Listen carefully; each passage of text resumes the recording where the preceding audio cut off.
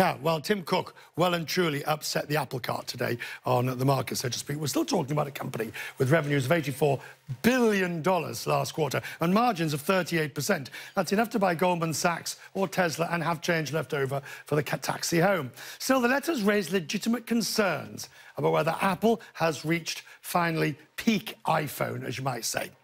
The share price certainly seems to think so. Look at the way it's fallen from October right the way down to now. Tim Cook admits sales of the latest iPhone have not been as strong as he would have hoped. He blamed fewer subsidies, the stronger dollar, and users replacing their battery instead of the entire phone. This is what I was talking to you about, one of the reasons he gave in the letter. Some investors worry the new iPhone lineup was simply priced too high. What's going to happen next? Shelly Palmer is with me. Good to see you. You look Richard. Younger every year. That's my whole trick. That's absolutely good to see you, sir. Good to see you. I mean, forget, please. We've dealt and dwelt in detail on the macroeconomics of China. Yes, we have. I'd like you, sir, to deal with the iPhone-specific reasons that he's given. Replacement of batteries, yes, and other.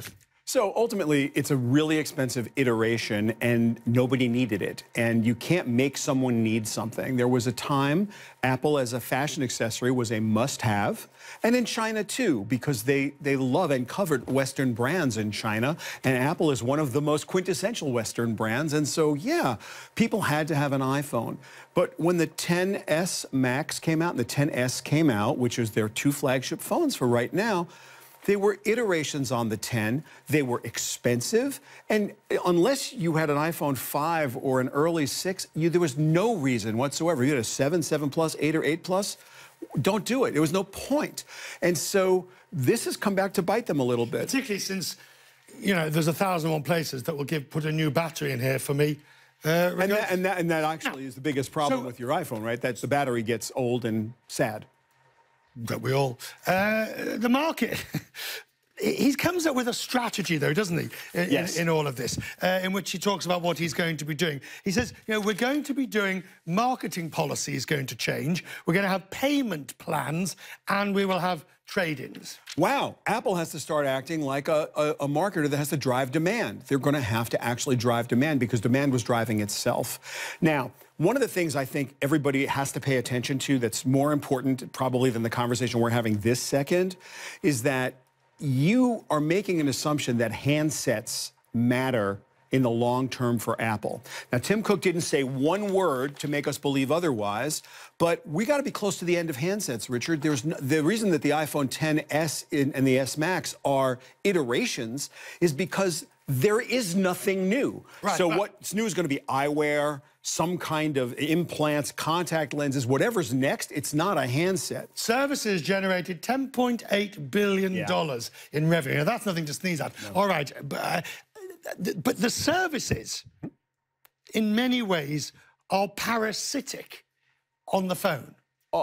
Yes, without question. I mean, there aren't too many well, I don't know is the answer, whether a non-iPhone user is going to go to Apple Music versus Spotify. That would be, I think that's de minimis. But understand, there aren't less Apple iPhone owners. There are less people who bought a new iPhone. And so the managed services and the App Store and all the places where Apple is making tons of money not selling hardware, they're still making tons of money and they still have their audience.